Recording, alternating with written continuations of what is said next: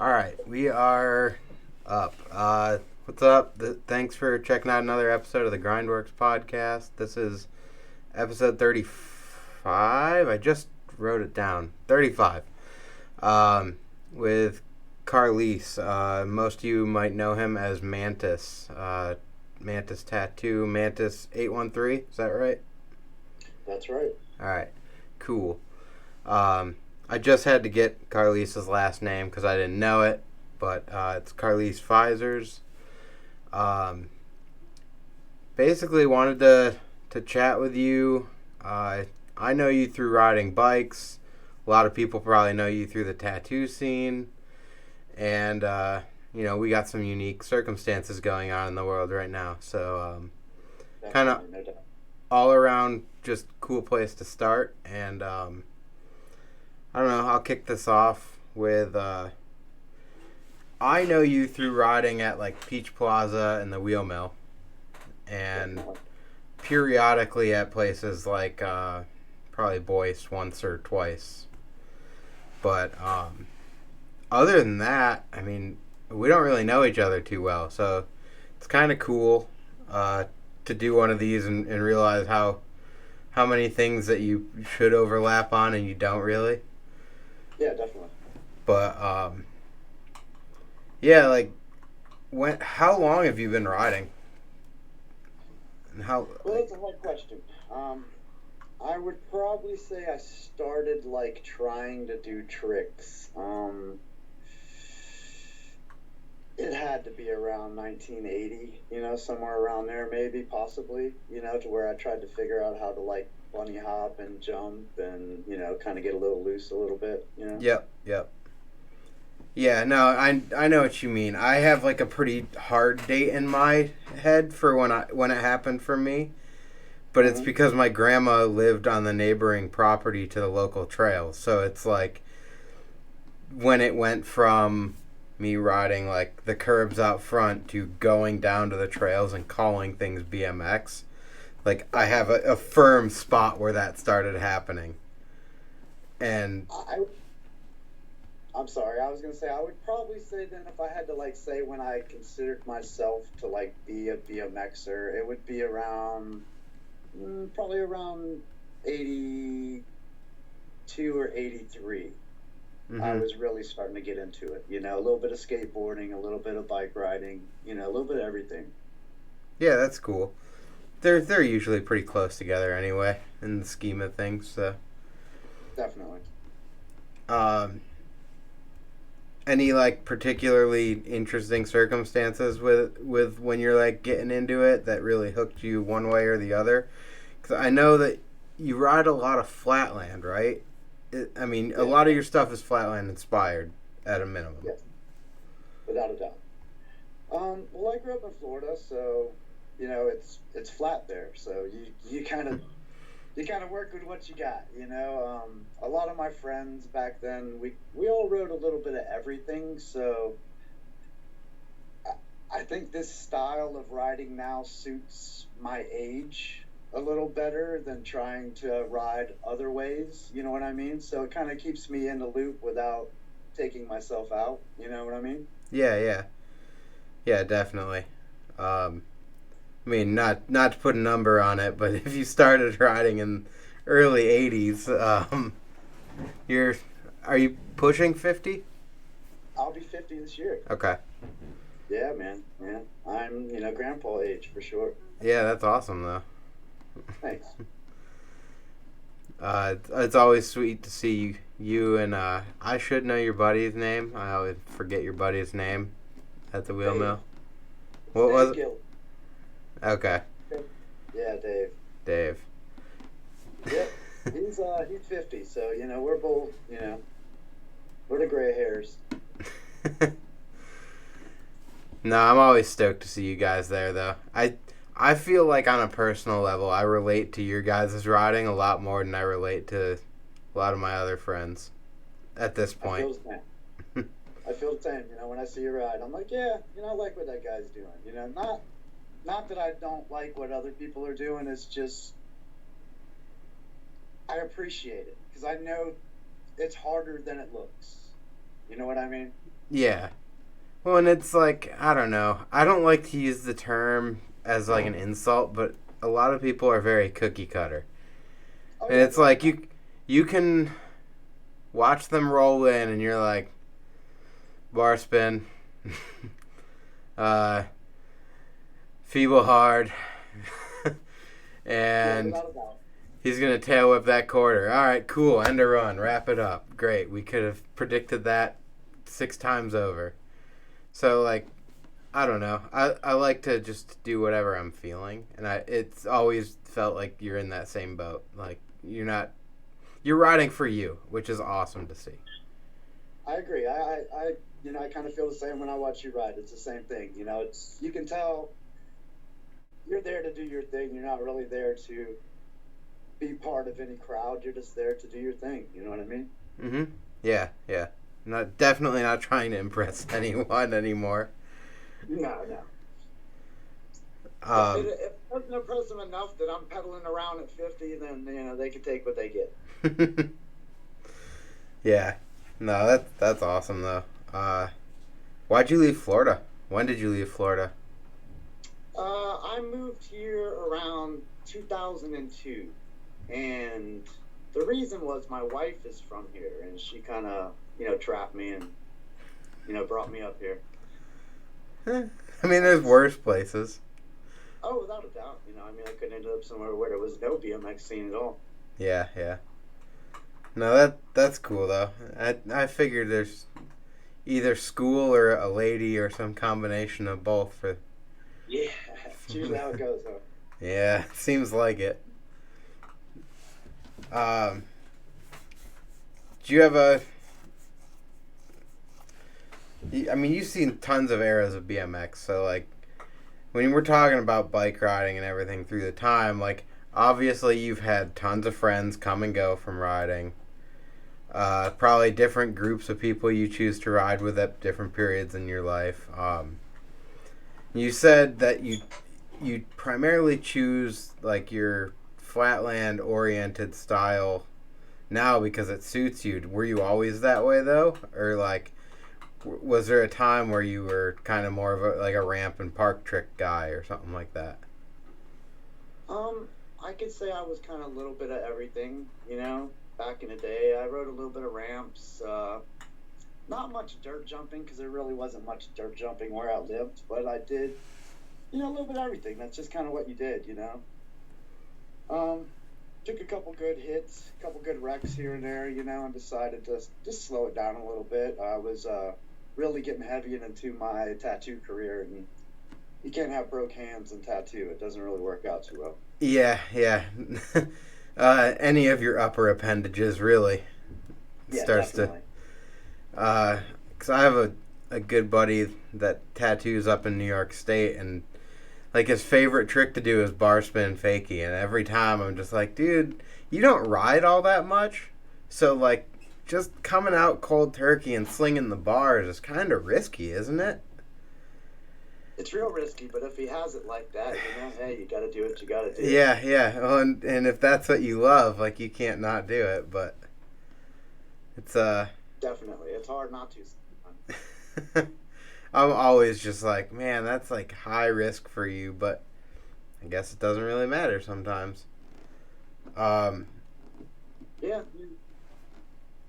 and then got to take it. See what happens. yeah, Hopefully, you land on your butt. yeah. Uh, and then you started getting into tattooing. How how long were you into tattooing before you started taking it seriously? I always took it really seriously, to Okay. be honest. I started tattooing at the end of '95, and the people that gave me a chance to teach me and mentor me and all that kind of stuff, I really didn't have a lot going on at that time. So without that, I don't know where I'd be. So I really took it serious. I seen it as a chance to get my life together and just kind of get my ass together. It was one of those things I seen as a good opportunity, and I took it. Yeah, that's cool. Cause I know like I have a couple friends. The one I already mentioned, like Did you start out kind of like on the back end doing like your at home stuff and then get in through a shop, or did you kind of always stay on what everyone would call the right path of like, you know, you get in as an apprentice and you work through that way? Luckily, I got in as an apprentice, and I always kind of stayed that path. The guys that taught me owned quite a few tattoo shops between the two of them, from New Jersey to Tampa, Florida, and you know, they were that old school style. You know, they really didn't want to teach me, but I kind of weaseled my way in, man, and they were stuck with me. And after that, you know, it was on. Yep, yep. That's similar story to what I've heard too. Is like, you know, basically if you just hang around long enough, it's like, all right, let's see what you got. If you put up with enough shit, you know, for the most part, you know, they take out their garbage enough times. Exactly. Wash enough cars, get enough, you know, laundry, groceries, whatever you got to do. Yep. Yeah, but it's all good though. Like, there's not. Oh, definitely. Those internships like that build so much character that you don't really think about until like you look back on it. Because in the moment you're like, I'm just doing all this person's like crap work, and you are. Yeah. But it's also like, I don't know. I've worked at big companies. I've worked at small companies within engineering, and it's like there's a certain character model that you get out of working at small companies or in probably tattooing field that you don't get at like a large corporate company, such as like take your own trash out, and when something needs to be cleaned, like, all right, well, one of us has to do it because there's only 4 of us here. You know, it's not like, oh, I made a mess, janitors will get it later. You're the janitor too. Like, you gotta kind of chug through some of that stuff. And go ahead. I'm sorry. I didn't cut you off. No, I was pretty much done with that, and just like, you know, that's where it would tie into the apprenticeship too. Is like you're learning that you're responsible for all this stuff, not just the tattooing, not just the art. Yeah, without a doubt. I mean, that was one of the most. I don't know if I would say character building things, but like one of the most important things I learned was how to respect other people's things, and you know, I don't know, like be responsible for other people's things, and you know, feel a sense of pride in that. You know, it wasn't just about me; it was about all of us as, you know, kind of a unit. It sounds kind of corny, but that's what it was. You know. Yeah, I mean, I don't think it's corny. Maybe other people do, but I guess maybe I've also been around it for a while, even though, like, I wouldn't consider myself much of a tattoo guy, but that's okay. Yeah. You don't have to be a tattoo guy, you know what I mean? Yeah. Although I'm not bare, so, like, I guess I'm a tattoo guy, right? If you have one... You either have one or you don't. That's it. So, no, that's cool though. Like, so you started down in Florida then, and then ended up this way. Tampa, Florida. That's awesome. Do you notice different, like, I guess this is a question for both disciplines, riding and tattoo then. Do you notice different styles in different areas of the country? Definitely, without a doubt. I've noticed it actually almost anywhere I've ever gone and visited. You know what I mean? From art to bike riding to music to kind of everything. You know, it's wild how much has changed in just a little bit of distance. Even I mean, accents is a great example too. Oh, it's crazy. You can go 2 towns over and you're like, what are you talking about? Exactly. Oh man, it took me a long time to understand what people were saying here, and I'm sure it was the same for them understanding what I was saying. That's pretty funny. Yeah, Pittsburgh's weird. There's just a lot of weird dialect here. Because I'm not from here either. You know, I'm from... Yeah, where are you from? New York? Yeah, Binghamton, New York. Awesome. just outside of there, but so it's like it's 5.5-ish hours, 300 miles northeast of here. Gotcha. Is your family there? Yep. My family, my wife's family. So my draw here was work. Gotcha. And only really because I had so the company I work for now sells their products. So I knew these people from doing different tests and stuff for them. Gotcha. So kind of that's the short version. But yeah, that's how I ended up here. With the family, you know. Yep. But now, like, as I've got the child now, it's kind of tough not being up there. The family wants to see him. You know, we could use the help occasionally. Yeah. But it's cool. Man, I just keep looking down because I wrote notes and sent them to you, and now I'm like trying to follow to them, but I don't know. It's kind of weird to me. I've never written notes ahead of time for a podcast before, and stuck to them. Let's put it that way. That's all right. As long as you don't start asking me about the Lion King, I think we'll be okay. Yeah, no, I'll just throw some real weird stuff out and. No, it's the Tiger King, right? That's what it was, the Tiger King, not the Lion King. Some type of king. I haven't watched it either. I watched a little of it, man. It was hard to watch. It's too close to home. Florida home or Pittsburgh home? Florida home, yeah. I know quite a few of those guys, I'm sure. Yeah. I think we went to high school together. Yeah, I have not paid attention to that, and I'm enjoying all the memes about it. Yeah. There's some good ones out there, man. But definitely. At that point, I'm like, I'm not really sure I need to watch this.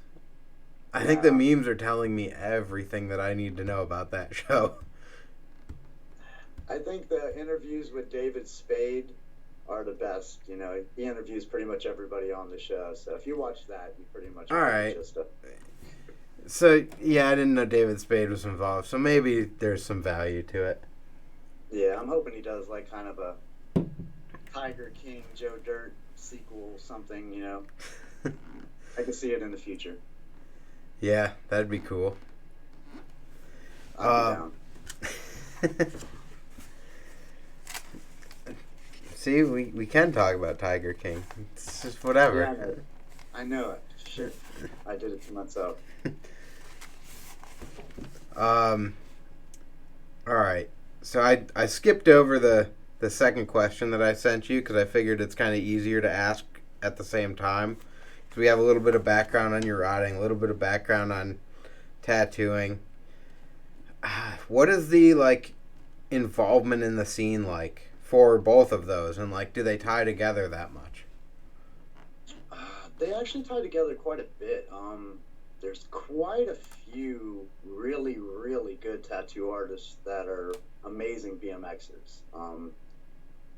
It's amazing how many there actually are. You know what I mean? Mm-hmm. I just think it's, you know, it's one of those things, you know, art, bike riding, music, they all have always kind of gone together, I think. You know what I mean? Yeah. They kind of go hand in hand. Just, you know, free thinkers. You know, people that kind of, you know, do it for themselves, not into team sports, you know? Yep. Yeah, I know a lot of skate guys, BMX guys, and then, like, music scene guys that it seems like those three go together really well for artists. And then, I mean, I knew that they tied together a little bit based on who probably some of your clients are. That Mason's been apprenticing through your shop as well, Mason Ritter. And then even back a couple years, you sponsored our Street Jam. Yeah. So, like... Yeah, I mean, you know, I try to do what I can. You know, I'm kind of outside of the loop as far as the Pittsburgh scene goes. So, I don't really have the draw as far as bringing people out here as much. But I still try to do what I can. Just try to stay connected to it. Mm-hmm. Done a few art shows at the Wheel Mill. This and that. Yeah, and what is it? Your shop's on Route 30 in Greensburg, right? Is it technically Greensburg, or is It's it? Pittsburgh. It's right before the Z&M motorcycle place. It's like a big Harley Davidson shop. It's right Yeah, on Route 30. yeah. Anyone going to Peach Plaza, it's on the right as you come out of Pittsburgh and cruise Yeah. on 30. But yeah, you recently moved. What was that? Was that 3 years ago now that you moved, or is it 2? Oh, man, good question. I'm thinking 3 now. And we moved like a mile down the road. We were on the same side of the road, just a mile down. Yeah, just right. 'Cause before you were, if you came off 66, you had to turn right. And now, if you come off 66, you turn left. 66 Exactly. south. Yep. Yeah. Whenever I would come after work, it's when I had to go either direction there off 66. That's probably how I'd come now, too. Yeah. Now that I'm up It's- in New Ken. it's- Anyway, that was just orienting a little bit. But what is that outside of Pittsburgh, though? Is that like 50 minutes for you if you shoot down the city, or is it an hour?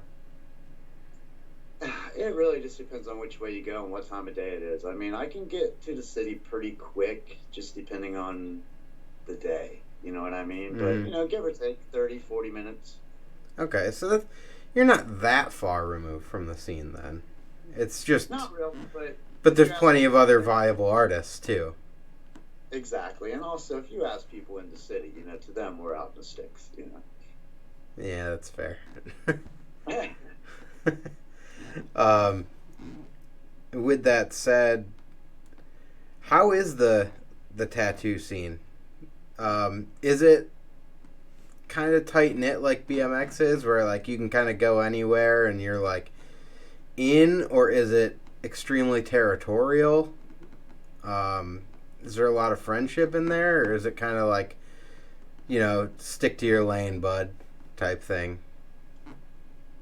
Oh, man, that's a good question. I'd say a little bit of all of those.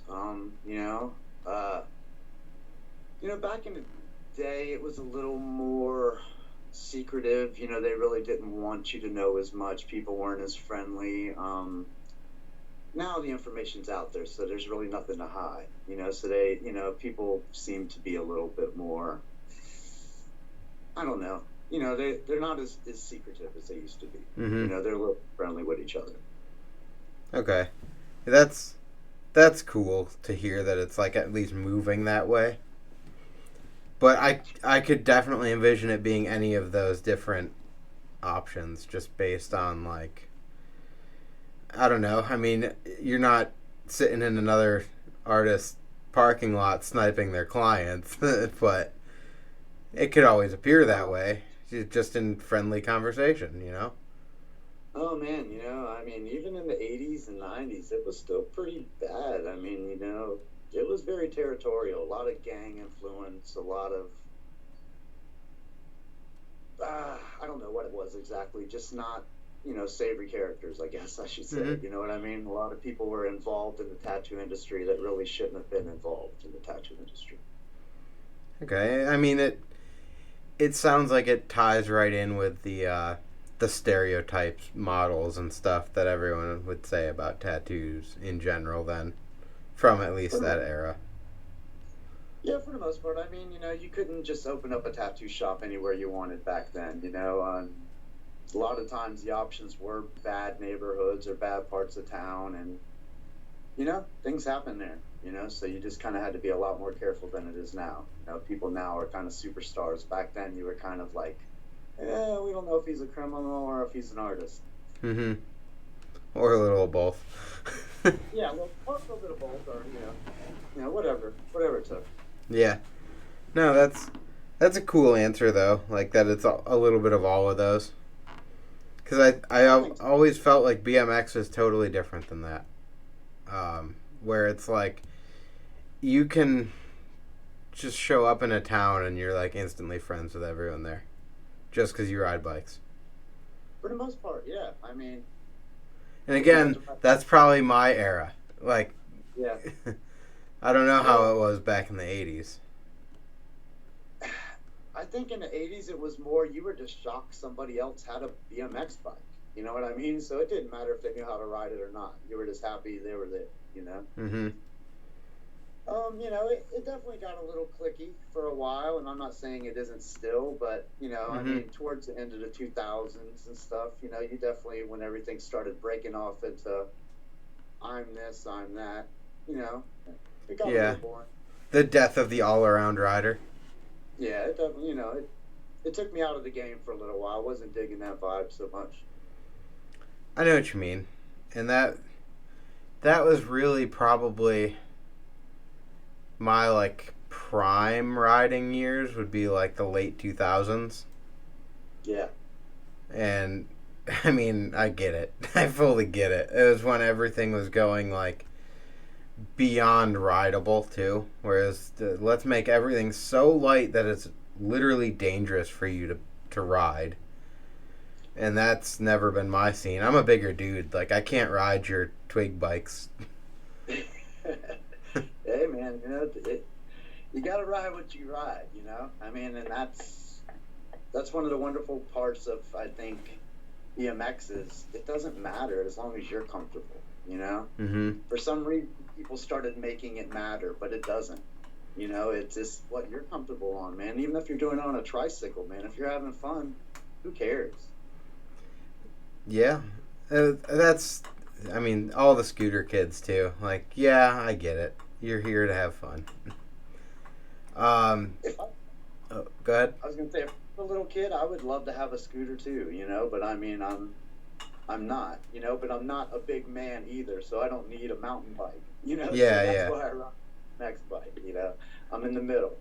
Well, and Um, like, I mean, if you handed me a scooter, I'm sure I could have fun on it for 10, 15 minutes, but like, it's definitely not going to be my go-to. I'm not going to without a stop doubt. riding over it. Well, I mean, and even in like the '80s when they had those scooters that came out, everybody wanted one. Everyone was riding them. But it wasn't like people were riding that down the street. They took it as like, let's play with this for a couple hours and then let's go back and be serious. You know what I mean? Yep, yep. Um, I had an idea and a question, and it just slipped, so, whatever. So Okay. That's what it was. So we were talking about that late 2000s vibe and everything. You know what came out of that I really don't like was the like over uniformity in BMX, where like every single part looks exactly the same. yeah, I agree. And like there was there's a lot of dumb ideas and a lot of dumb things that have come out and like all right, whatever. But at least you're like trying something. And I've Yeah, always appreciated the art of the BMX part, and like the only company I can think of that's remotely doing their own thing and doing their own ideas right now is Nowhere yeah, out I in can see that. Nebraska. And like you Yeah, don't have to like it, but they're doing what they think is cool, and they've got something different. So like I think that's cool in and of itself. I agree. I agree. Anyone that's doing their own thing and it feels genuine, then I think it's right. Whether you're doing it for money purposes or fame or just trying to get more kids to buy your product or not. Mhm. If you're just doing it for you, I think that's a really cool thing. You know what I mean? Yep. Yeah. But I thought that tied in with the art aspect too, and maybe why that era didn't quite feel right to you, and it could have just been subconsciously, like everything was too uniform. I don't know what it was. Maybe it was just wasn't riding very good then. You know what I mean? Maybe That's fair. Was, you know? I took a big break, you know, for a while, for a few years in the beginning of my tattoo career. I mean, I still did a little bit of flat land, but I really didn't ride any ramps or anything at all. You know, I mean, I pretty much stayed away from anything that was going to really hurt me. Yep.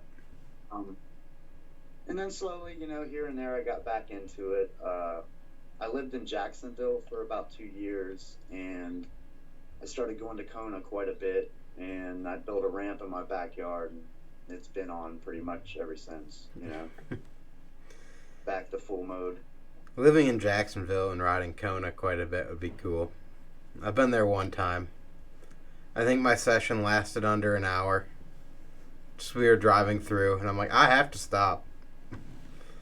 Yeah, the sessions always look better in videos because a lot of times they let people ride more of the park when they're filming than they do when they actually let you in. So that was always disappointing, but, you know, it is a great place. Yeah. See, there were, like, no restrictions as far as I could tell when I was there. But that was also 3-4 years ago, and maybe it's just relaxed now. Yeah, I mean, you know, I'm sure things have changed a little bit since the last time I went. But the funny thing to me is that park is surprisingly bad. As far as the transitions go, like, you see clips and everything there, and you're like, this place looks so good.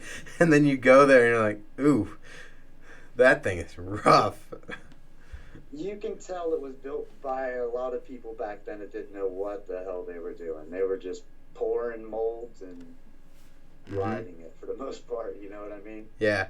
It gives you a fresh perspective and, like, way more respect for some of the stuff you've seen there, too, though. When you first try to ride their big tombstone thing, and you're just like, wait, people do stuff on this. This is awful. That thing is so scary. I think that every time I've been there, I look at the stuff and I'm just like, I cannot believe that Van Homan got this, or Nate Wessel landed on this roof like that easily. I can't even touch this roof of this gazebo right now. You know, it's mind-blowing when you see it in person. Yeah. No, that extension was the one for me, though. I was like, because you look at it, and you're like, wait, it definitely goes like this before it goes to vert. And then it's curved. Like, in no videos and pictures do you realize that it's curved. Yeah, this is true. You know, it's gotten worse over the years, too. You know, I mean, it isn't like... Yeah, stuff settled. It's just so funny, though. That was probably my favorite part of going there, was realizing how impressive a lot of the stuff that you've seen on that ramp is. A lot of those ramps. If you ride there at night, when the sun goes down in Florida, all the metal ramps over on the, like, park area, they get this weird dew on top of them, so it's kind of like a sheen of water, and it's so slippery. It's the worst thing ever, man. I can imagine that. That happens at some of our local parks on particular nights, not every night. Like Penn Hills is a good example of that, though. Yeah. That park will turn into a death trap out of nowhere. That place sometimes is slippery as hell, man. There's like a weird slime over everything. It's Penn Hills. Yeah. I still like it, though. I like it, too. It's actually one of my favorite local parks. Not because it's particularly good, but you can kind of move stuff around and make it what you want. So if you're not having fun there, it's because you aren't creative enough, probably. I agree. I've never understood the concept of not having fun anywhere as long as I'm on my bike for the most part. You know what I mean? Yeah, or if I'm not having fun, I'm just going to go home and try another day. Exactly. If it's just not my day, I understand that. But I mean, you know, I'm one of them people, and I'm sure you can relate to this, but I can have fun on a curb, a piece of wood, a tire, whatever. You know, just give me something. I'll play with it. Yep. And most of the time, I used to make this joke about one of our local parks back home. Actually, our only local park back home. That was a public park. But Like, when people would want to go there, I'm like, no, I'll just go down and ride the curb, like, down at the plaza instead. I'd way rather do that. Because the park was really bad. Now, not living there, every time I go back, I like to get, 45-minute to an hour-long session there because it's wonky. And it's like, I'm so glad this isn't my local park anymore because I can actually appreciate it now. Yep. I know that feeling. Anytime I go back home to Tampa, I go to some of my old local spots, and I'm like, man, if I could just have this in my backyard, it would be so awesome. And it's like really nothing, but it's so much fun. I just think about, there's a lot of memories there, I guess. That's what it is too. Yeah. Yeah, for sure. And there's a lot of value to that, and there's also a lot of like cons to that because you can end up going to a spot and every time you ride it, it doesn't live up to itself in your head. And sometimes you gotta like check yourself over that and be like, look at, you like this spot for this reason. Like the fact that you're like 10 steps beyond that and you're riding now doesn't mean that it's not a good spot. It's just that it's not for you anymore. And like, that's cool. But I don't know. There's like a handful of spots that I can relate to that on. I don't know if you have that similar experience with that or not.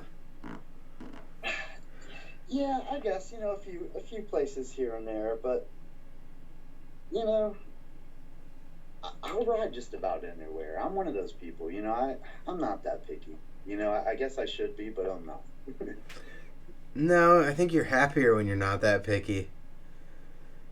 It's like, I don't need a perfect setup, you know what I mean? I don't, I can make something happen. Yeah. That's good. So you want to talk about what's going on right now?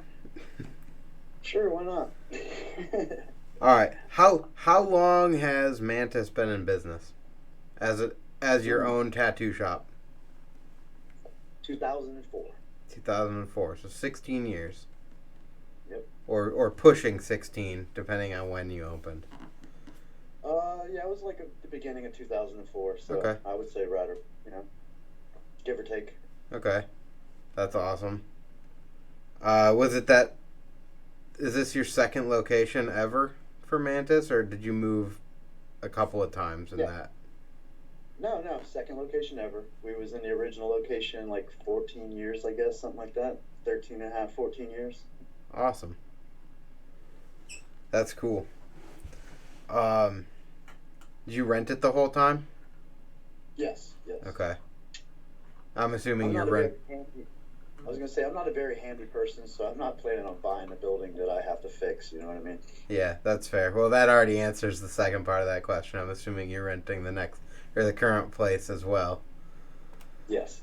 No, I know how that goes. Sometimes it's just better to rent.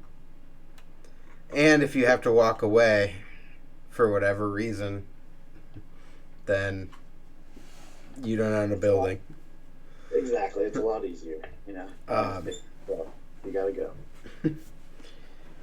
So we're I think everyone that is going to watch or listen to this is in the same boat as pretty much we are, but we are 3 weeks into Pennsylvania ordering the closure of all non-essential businesses.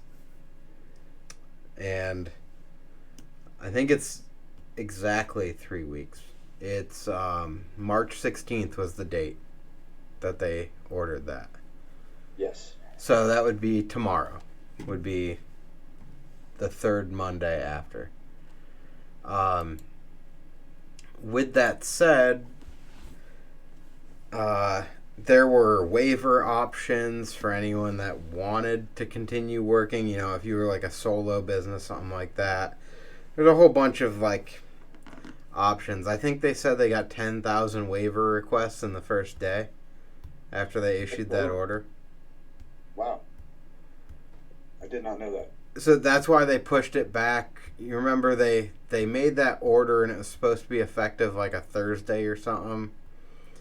They ordered it Thursday. It's supposed to be effective Saturday at midnight. And then they pushed it till Monday at 8 a.m. just so they had time to go through all the waiver requests. Gotcha. But like, I guess there's twofold on this. There's what were your thoughts immediately when that happened? And, you know, obviously both as like a rider, on one hand, it's kind of cool. As a business owner, probably less so. So I'll let you go from there. Oh, man. Well, as far as a business owner, I was already kind of planning for this because I seen it coming. You know what I mean? I was paying attention to it before they made us do it. I had already pretty much shut the shop down about a week and a half before they told us we had to. And I was only working by appointment and not letting the general public in. You know, it is what it is. You know, I feel like I'm in a good enough place as far as, you know, I have some money set aside, so it's not going to affect me that much in the beginning. But I think in the long run it might, because people are going to have less money and they're not going to be thinking about getting tattoos, you know. So that's a hard side of it, but that's a side of it I think everybody's dealing with in their business, you know. When you're shutting down to appointment only, how much does that actually decrease your like foot traffic in the shop? Well, it does a good bit as far as like people setting up new appointments and people coming in and getting piercings and you know, just coming in and, you know, checking out the shop. You know, we have quite a few people that come in throughout the day, and, you know, so it does affect us. You know, and we're booked usually anywhere from 3 months to like a year, depending on which artist you're trying to get an appointment with. So it's really going to back us up, you know, because we had to cancel all these people. So we're going to have to make room for all these people. So, you know, which is awesome if a lot of them still want to get tattooed, and hopefully everybody's still around to get tattooed. You know what I mean? That's the downside that I don't like looking at, but, you know, it's reality. Yeah, no, I understand. That's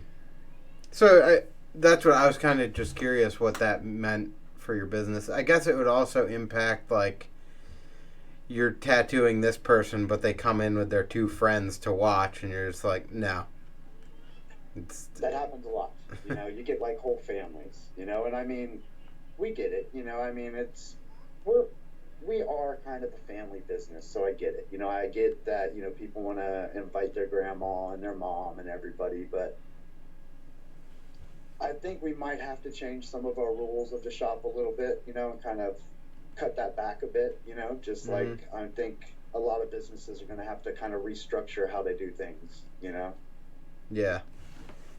Well, and I mean, the follow-up to that last real question was, like, what are your thoughts now as we sit here, you know, 3 weeks deep, knowing that this is at least continuing through the end of April? And, you know, then you also hear, like, kind of the murmuring of, like, as late as July, August, or, I mean, realistically, I don't think anyone knows.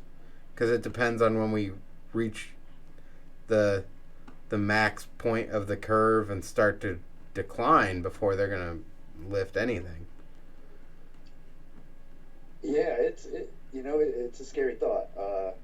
I don't, you know, I try not to think about it, to be honest, but I mean, it's hard not to, you know, I mean,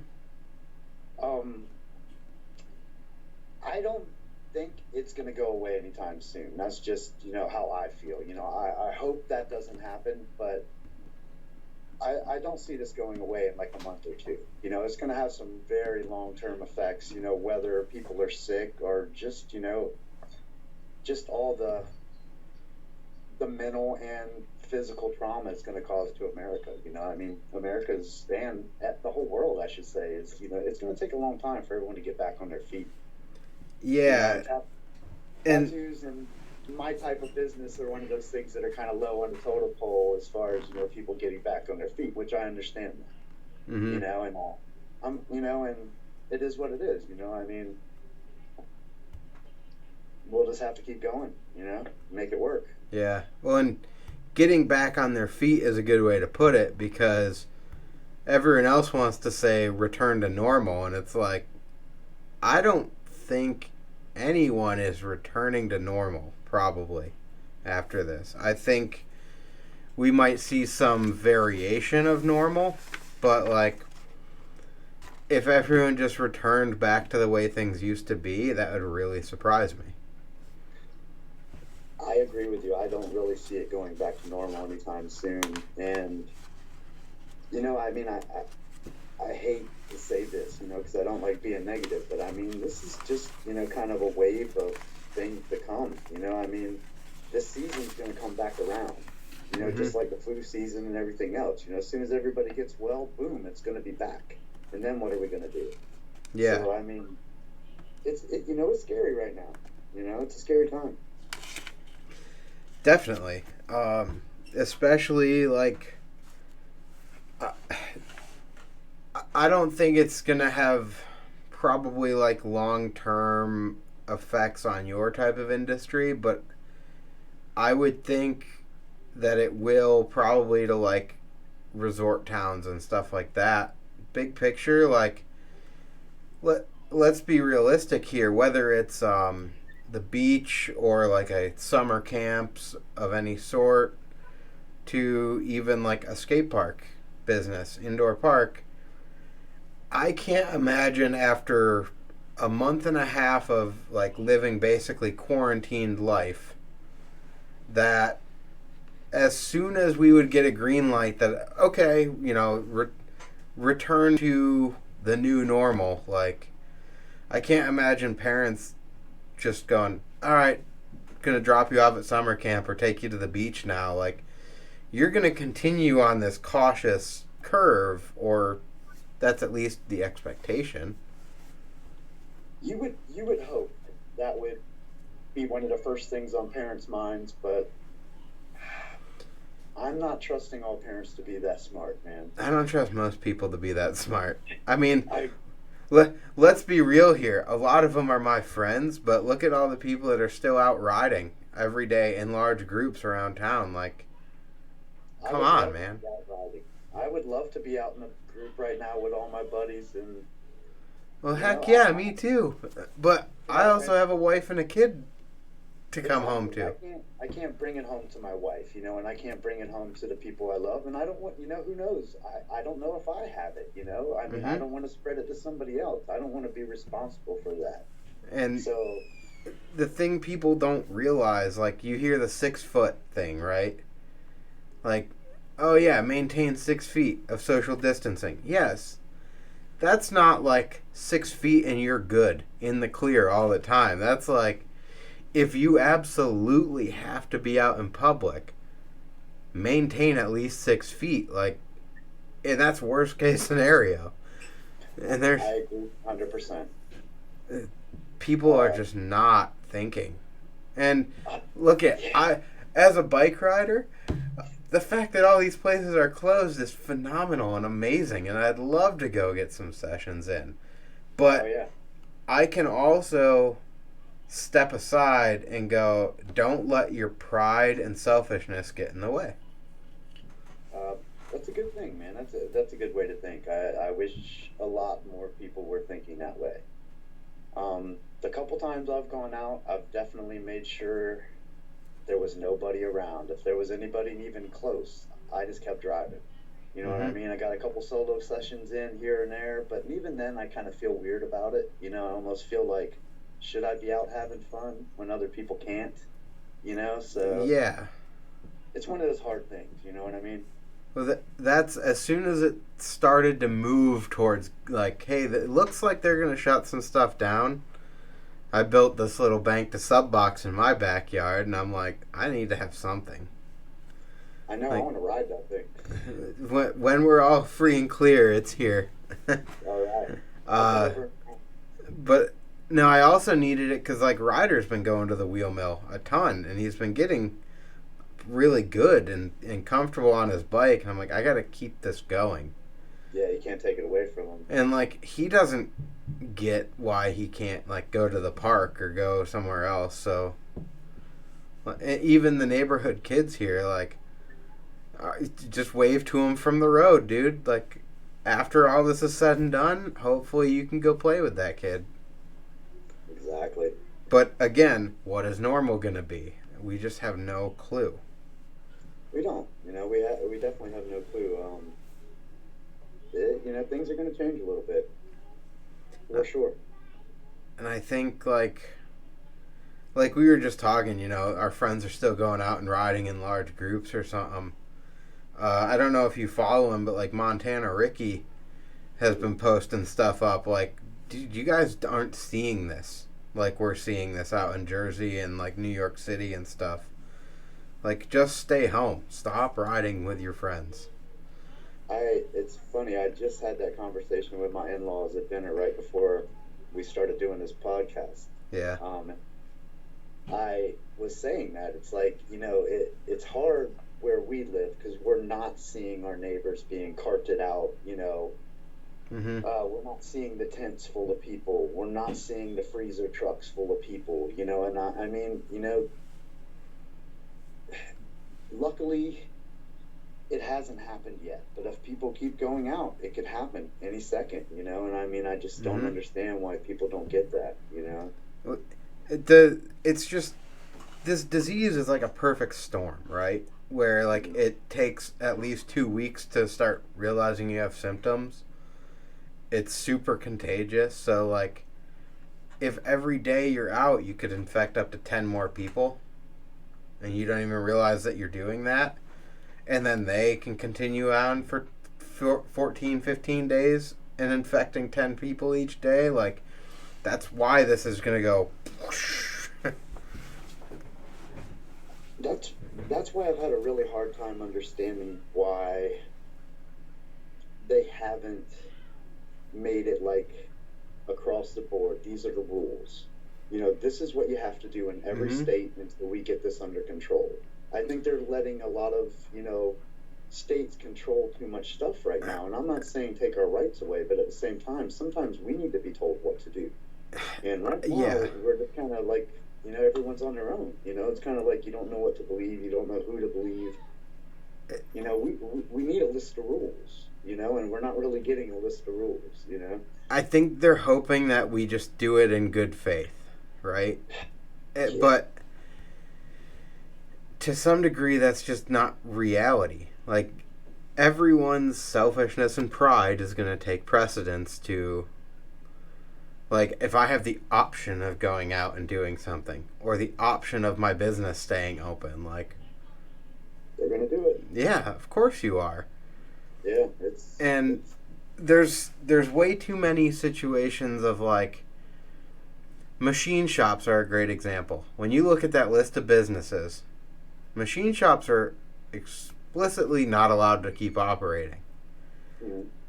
Now, let's say machine shop A over here, my hand, like, every time I go over here, I'm off my screen. I can't see it. I got you. So, machine shop A here makes all sorts of stuff for a bunch of companies, and maybe they get one contract a year from Philips to make a medical piece. Yeah. They can continue existing and operating because they occasionally make a medical piece. And it's like, no. Here's the reality. Your business is shut down unless Philips gives you a contract for that piece, in which case you come in with the people you need to make that part, and you get that job done, and you move on. Yeah. I got you. You know, you can't, just because you occasionally make this thing, keep your entire building staffed with all the people making widgets for other companies that don't matter. Like, that defeats the whole purpose. And on one hand, I get it. Like, if you can stay open, you want to. But you're not helping. No, you're not helping. And more than likely, the people that are making those decisions are at home. You know what I mean? Or they're at somewhere safe. And they're sending other people to work. And that's. It'd be one thing if you were staying open and you were the only one there doing all the work. Putting yourself at risk. But it's another thing when you're putting families and other people at risk just for your own whatever selfish needs. Yeah. Well, and like my company, there's 5 of us that work in the entire building. Mm-hmm. And myself and another employee have been told to work from home anyway. Just, you're capable. We don't really need you here every day as long as you're getting the work done. We'll let you know if something comes up and I need you to come in which case it's 15 minutes down the road, no big deal at all. Yeah. And then another one of our employees has just had back surgery. So she's out on, recovery right now anyway. She's working from home, but she's recovering. Yeah. So there's effectively 2 people in the office. One on the lower floor, one on the upper floor, and they have 2 different bathrooms. Like, those 2 people can continue existing there, and I don't think there's any contest. Whether we should be open or not, it's pretty irrelevant. It doesn't matter, Yeah. We're not the topic of that discussion. Now, restaurants are one of the ones that's like a real gray area to me. It's a scary one, I mean, I understand people need food, but it seems like you're asking for trouble. You know what I mean? Yeah. It's one of those things, Exactly. One, it's sketchy. What makes it safe? I don't know. Nothing. But just the fact that they get the exemption, and like every restaurant has that exemption, just seems kind of wrong to me. Well, that was kind of going back to like what I was saying. I mean, I think there needs to be like, for cases like this, like a mandatory handbook or something. I don't know, something that says these are the type of businesses that can be open, and that's it. You know what I mean? And it's grocery stores and pharmacies, period. You don't get to sue us. You don't get to do anything. You have to close until this goes away. And for some reason, not everybody sees it that way. They still want to be able to go where they need to go. Yeah, and I don't know. I don't know how you resolve it. I don't think we do resolve it, but if things keep going this way, I think nature might resolve it for us. You know what I mean? I haven't checked it super recently, but give me 2 seconds and I'll tell you what the national numbers are.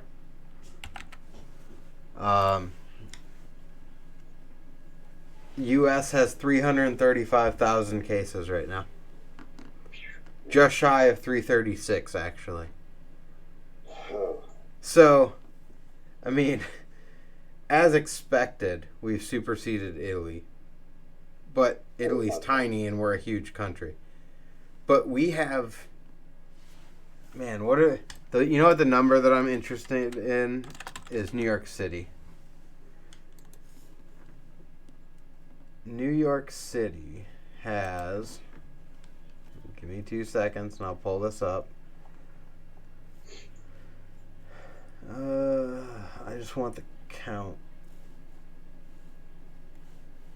What is the count? Right here. County by county breakdown. Okay.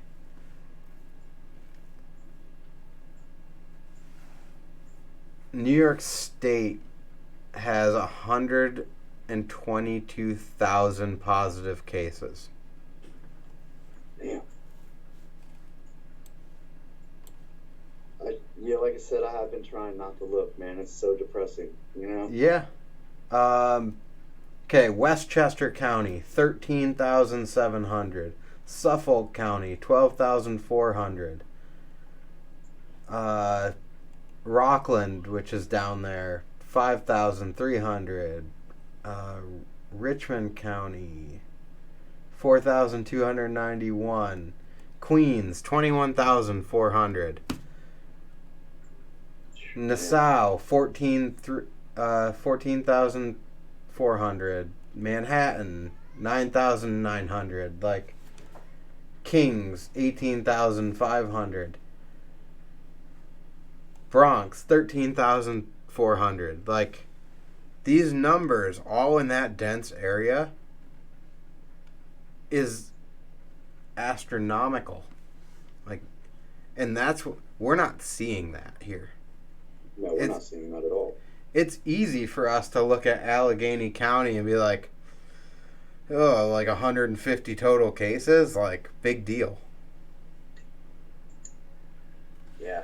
I mean, our city is not even close as packed together as it is there. It's. I'm not saying we don't have, the homeless population and all that kind of stuff, but I mean, it's not even close to New York, and that kind of stuff is just going to make it spread so much faster. I mean, those people have nowhere to go. Yeah.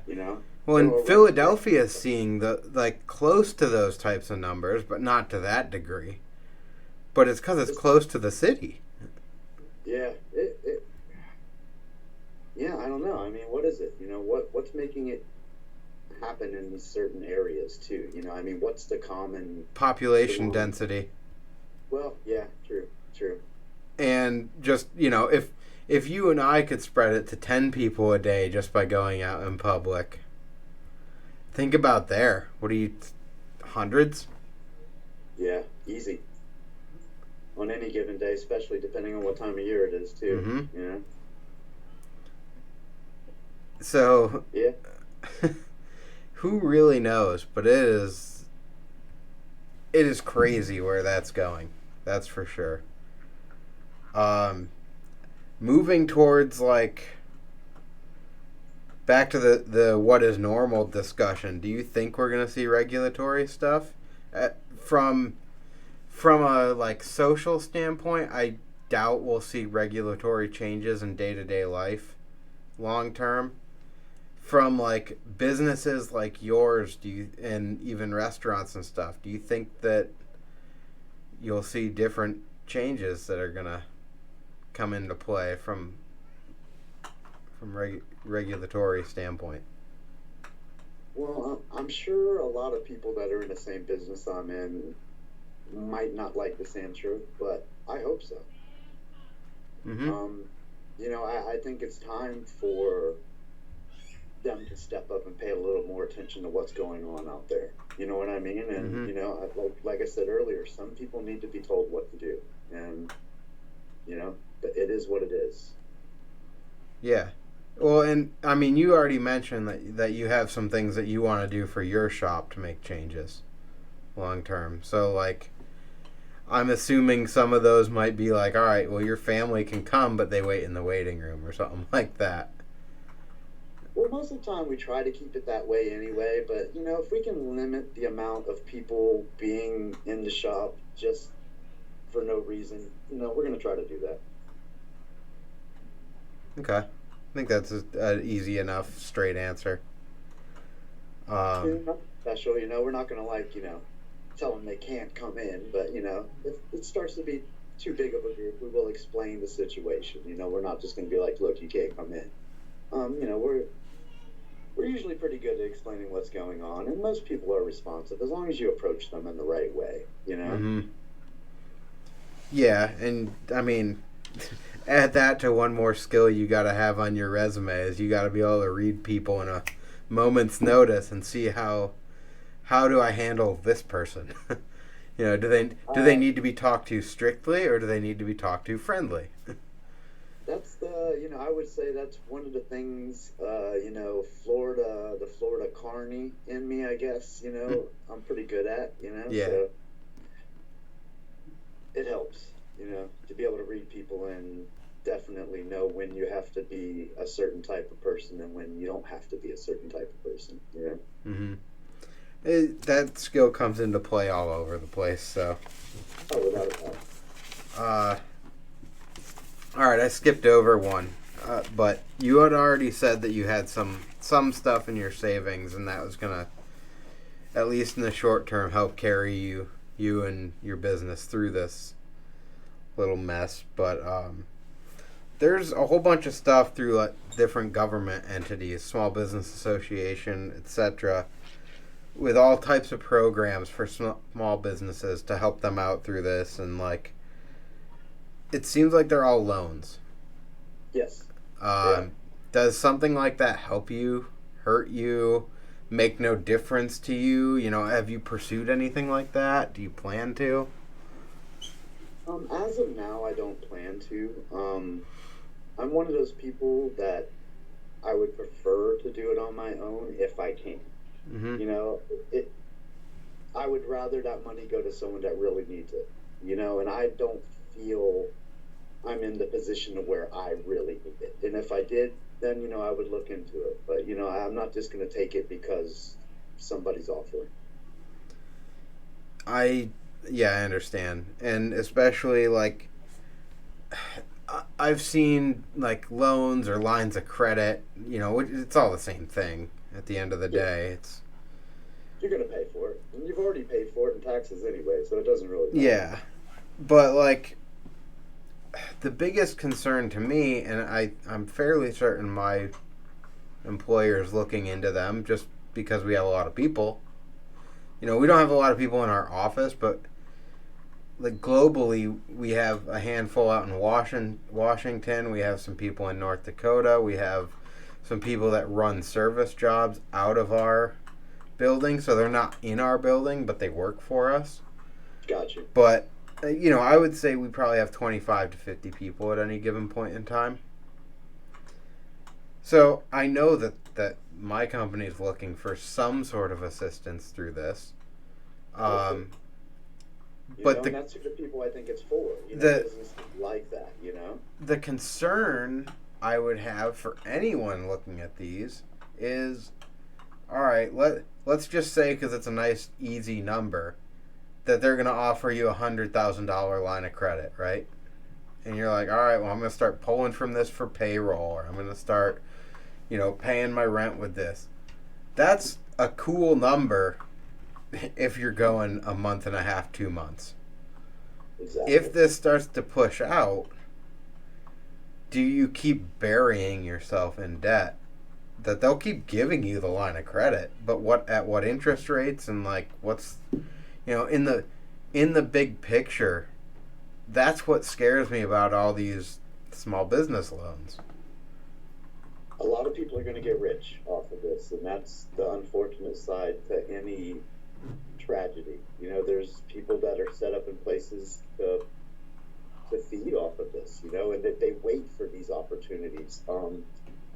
And I understand the businesses that have to do it. And like I said, if I ever find my place to where I feel we need to do that, I'll do it, you know, because I have employees too, and I do need to, you know, make sure everybody's taken care of. But, you know, if I got to use my last dime to take care of everybody, I will.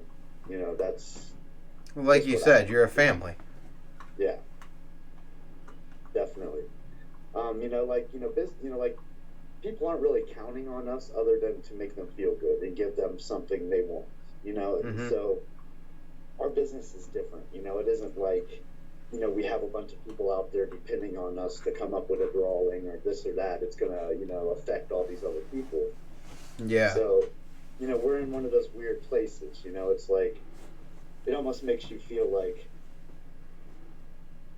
you know, I don't want to be last in line as far as what comes back on, but I understand that, you know, our types of businesses aren't right now that important, you know, and I hate to say that, but they aren't.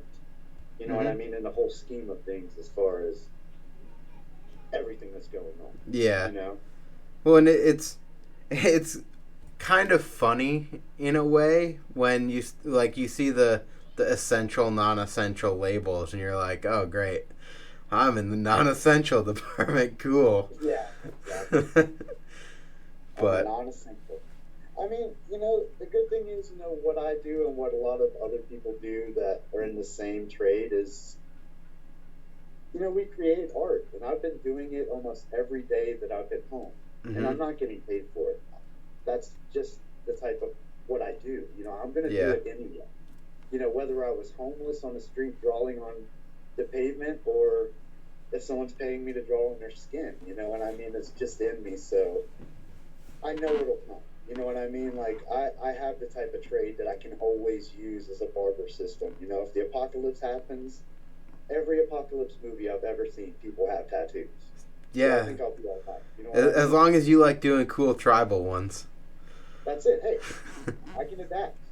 I can go back to the 80s and 90s, man. Just tribaled out. Oh, man, I did so much tribal in Florida. It gives me nightmares. Sounds about right. I have a uh, bunch of it covered up. that's funny. Have you learned anything through this that you didn't expect to? Either about yourself, about business, anything like that? The world, maybe? I wouldn't say I really learned anything, but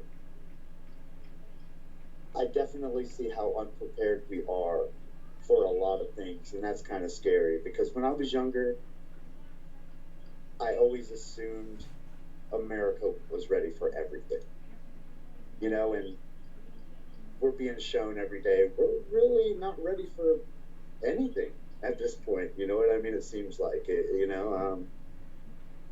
If it gets worse, I mean, I hope it doesn't, but if it gets worse, just imagine what it's going to be like. You know what I mean? I mean, we're barely coping, most people, how it is now. Mm-hmm.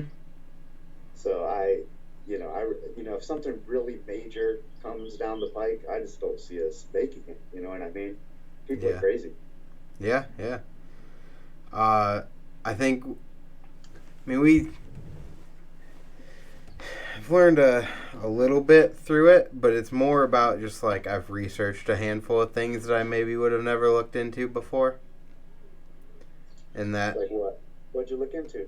uh, just different, like, disease mechanisms, like how they spread. And, like, I've been really following, not because I think I really need to, but just I find it kind of interesting at the same time, the the medical side of it. So I've been like watching a lot of stuff from the main doctor guy, Dr. Fauci, that's been Yeah, I doing a got you. bunch of stuff. But I also think it ties in interestingly with like my history of allergies and everything too. Okay, yeah, that makes sense. So I've been interested in that. The the business tie-ins. I think I think a lot of people at the grassroots level never realized how tied in everything in is, where like when you talk about non-essential businesses and you're like, well, why is this place still open? Well, Yeah. because they provide all the stuff to this place, this place, this place that all need to be open. You're like, okay, so shutting down is not really shutting down. I can't really tell you what the difference is between when they shut down non-essential businesses and then gave us a stay-at-home order. It's there's like no difference. There is no difference, and it's just another way I think for them to act like they're telling us something. You know what I mean? To make people feel like they're hearing something. I really don't know, and I mean it's kind of in a way it's not a joke because it isn't, but it is. You know what I mean? Just telling people to stay home and wash your hands. I get all that. That's great, but I mean, you need to explain to people why. You know, Mm-hmm. give us some answers. Give us some like hard facts. Like these commercials just they're so vague. I mean, they tell you more about cars and car commercials than they do about the coronavirus. Yeah. And it's like, man, I need to know a little bit more information. And break it down for people that don't understand, because not everyone has the accessibility to the computer or even knows how to find out this information. So they need Mm-hmm. to explain to these people, because if they don't know, they're going to go out and do these things. Do you know who Trevor Noah is? The Daily Show guy? Yeah, definitely. He has a really good interview with that Dr. Fauci right now. That it gives him that like slower pace to actually talk about what's going on and like how it all correlates to itself without immediately being asked ridiculous, stupid questions by the press. Got you. I'll have to check that out. So yeah, that one I thought was really good. There's a couple good interviews. There's even some good discussion on Matt Smith has a podcast, Different Spokes, and usually it's BMX related. Yeah, I know what you're talking about. I've seen it. He has a recent one. It's like 30 minutes long, and it's with his girlfriend who works in the medical industry. And it's just like, they're talking about what you're not putting together is when they're talking about these ventilators and what the ventilator is. They're like, when you're talking about someone that's on life support and you're talking about pulling the plug, it's that ventilator. Yeah. Like, exactly. That's how close to death you are with this disease, and people don't get it. They don't. And I hate, this is a horrible thing to say, and, it seems like for some reason they like to do this in this country, but, they need to show us pictures, man.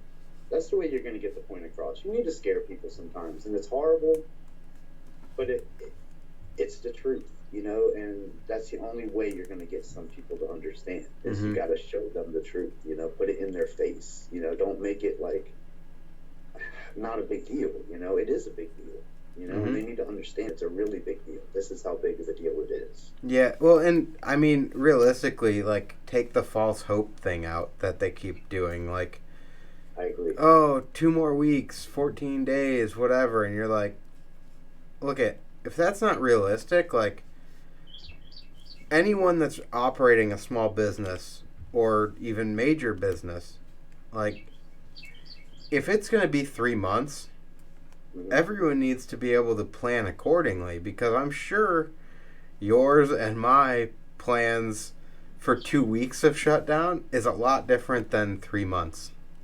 Oh, without a doubt. I agree. And that's why I wish they would just come across and just say, this is what it's going to be. You have to stay home for this amount of time. Yeah. And there's no questions asked. Yeah, there's no exceptions. There's no, like, middle ground stuff. There's, you're going to have banks open. You're going to have the grocery store open. And you're going to have the pharmacies open. That's it, man. And a couple of the gas stations. Yeah, we don't need all of them open. You know what I mean? There's enough sheets around. They could just shut down the rest of them. Sheets will keep everybody. Yeah, I don't think they're allowed to do the favoritism thing like that, but I would agree with you. Well, it kind of seems like they already do the favoritism thing like that. Yes, I know. But beyond those, like, there is not a need for, like, okay, I get maybe this company supplies ventilator parts or something like that. Like, let's talk on a piece-by-piece basis. But also, if you're making this, like, maybe you should be making stuff in-house. Yeah. It's funny you say that. I've seen this one 3D printing company where the lady took all of her 3D printers home, and she's making masks from her, like, living room. It was pretty cool. You know what I mean? She's just printing them off all day. Yeah. That was her idea. The mask thing right now is kind of interesting too, since they just told us they didn't order it, whatever that means, but they recommend we all wear masks. Yeah. Well, yeah. Hopefully they're going to send us one in the mail. Well, then you see a bunch of companies like, oh, we're going to make and sell masks now. And you're like, on one hand, like, cool, but on the other, are you just really profiteering off of this right now? I feel if anyone right now gets caught doing that, and this is just my feeling, that they should come in and take your business and make it mandatory that now you're making it for everybody, not just for profit. and I'm not saying take your business, but if you're going to be making things and jacking up the price or doing all these things, there's got to be some type of, I, impressions. I'm not even talking price gouging though. I'm just saying like I Just, have the just to, capability. If I just start doing like if I started doing GrindWorks masks because I could, right?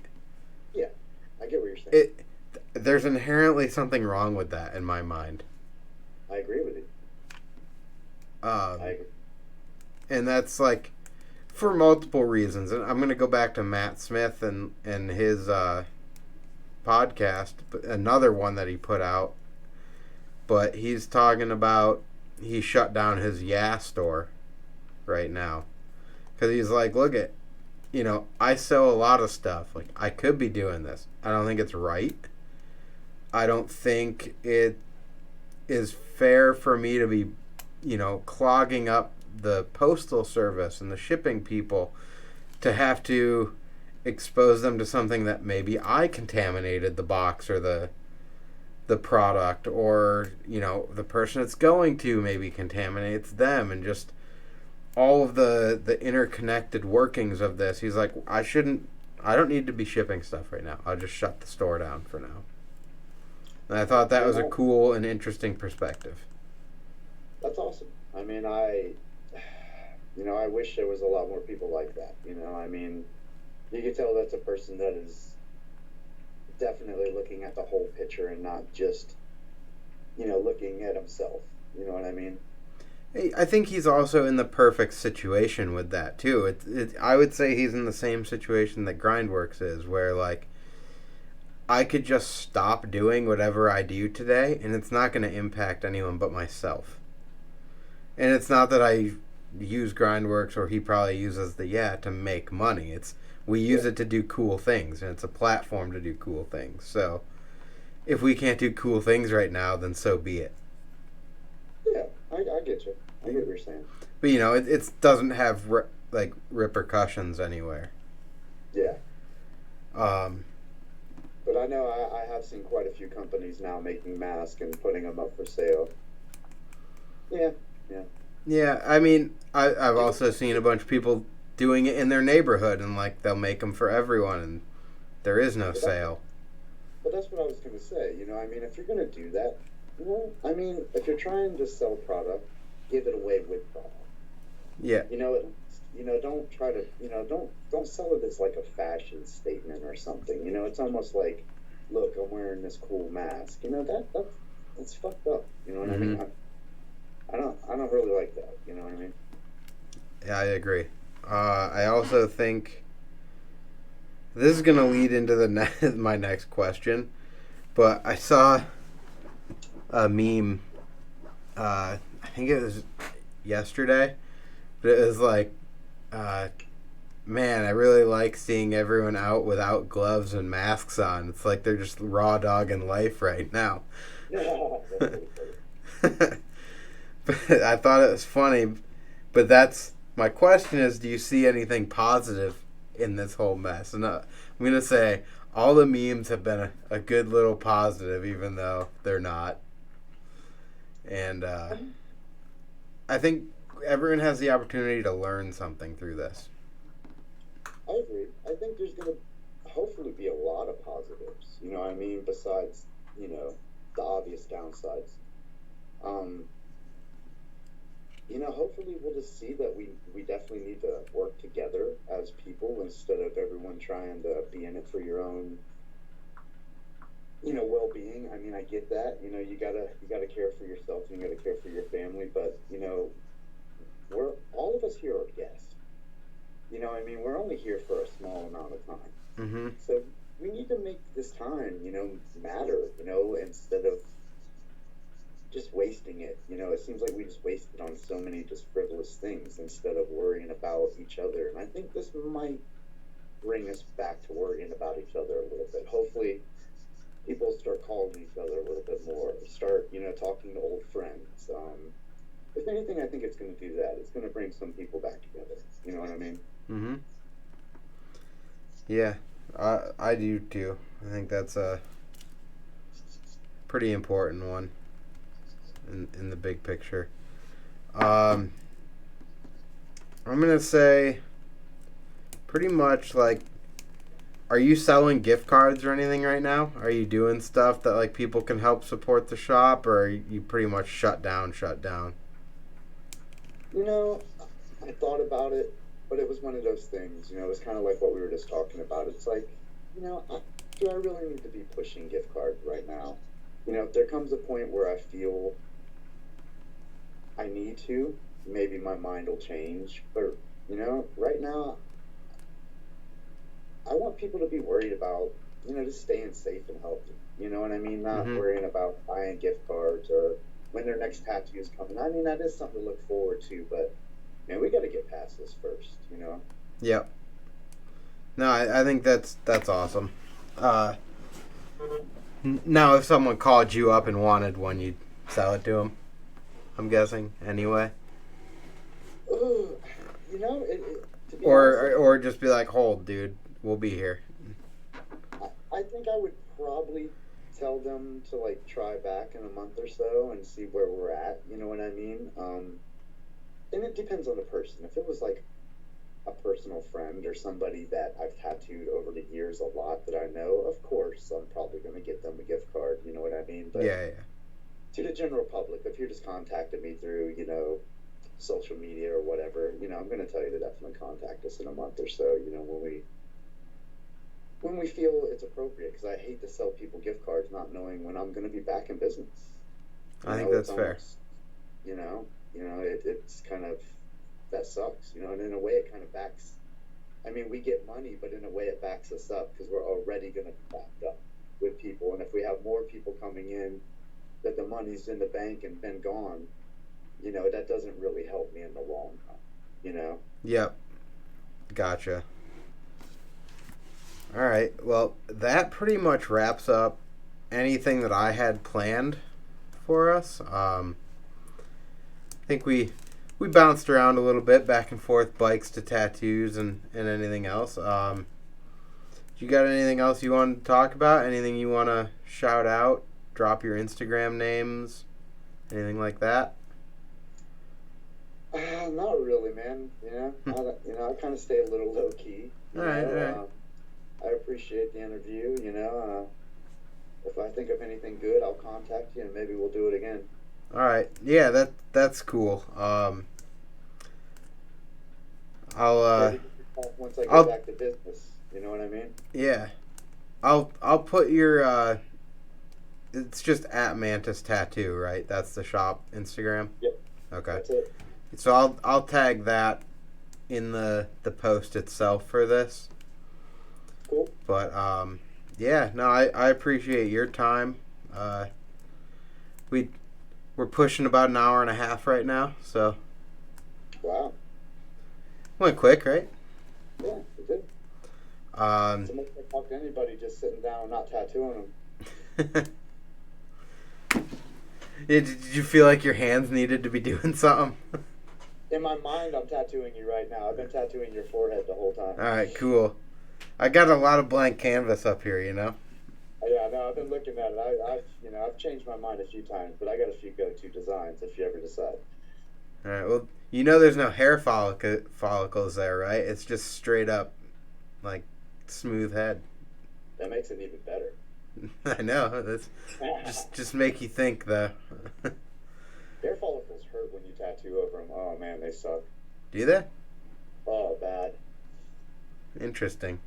Any of the stuff along like my jawline or like my hairline, oh man, it's a different feeling. It's not cool. I'm sure there's hair follicles there, but my hair doesn't grow, I guess is the short way of putting that. Yeah, I'm with you, man. You know what I mean? We're in pretty much the same gang. Yeah. Nothing wrong. Mine fell out in 6th grade, and I just wake up looking the same every day. I had decent hair until about 45, and then I had cancer for a little while, man, and it just never really I remember that. Yeah, it never really came back. You know what I mean? So I'm cool with that. Yeah. Just don't have to get shaved as much. Yeah. No, that's, you know, 6th grade was a rough time for that to all go down and lose your hair because everyone's just jerks. But Yeah, I can see that. I think it's also like a pretty good indicator of why my demeanor is so like I don't really care. Because You know, it's a good way to be, man. You know what I mean? I mean, you after a while you just can't care anymore. You're just like, yep, whatever. This is where I'm at. But at least now I look at it as like, man, I don't have to go through that later in life. I agree. It's just done.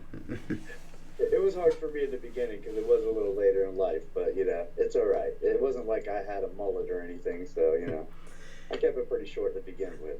If mine ever grew back for whatever weird reason, I would have to run through the gamut of weird hairstyles, so just to do it.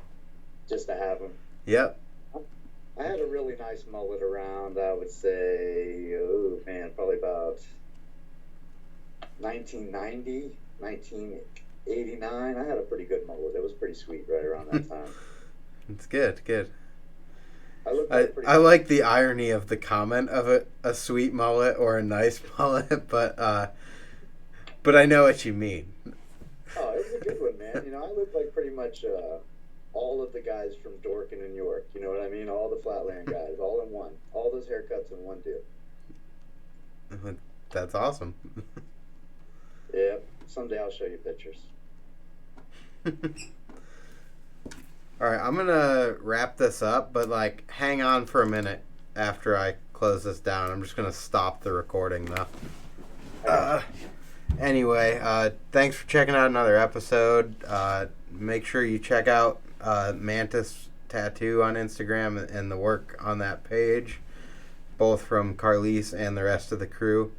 Also, make sure if you're just finding this for the first time, hit up GrindWorks _BMX on Instagram, Twitter, Snapchat, and GrindWorks BMX without the underscore on Facebook, Mixer, TikTok. There's others. I don't know. You'll see them in a minute when I put up the ending screen. Anyway, thanks again, Karlis. I'll talk to you in a second. Thanks, man. Have a good night. Yeah.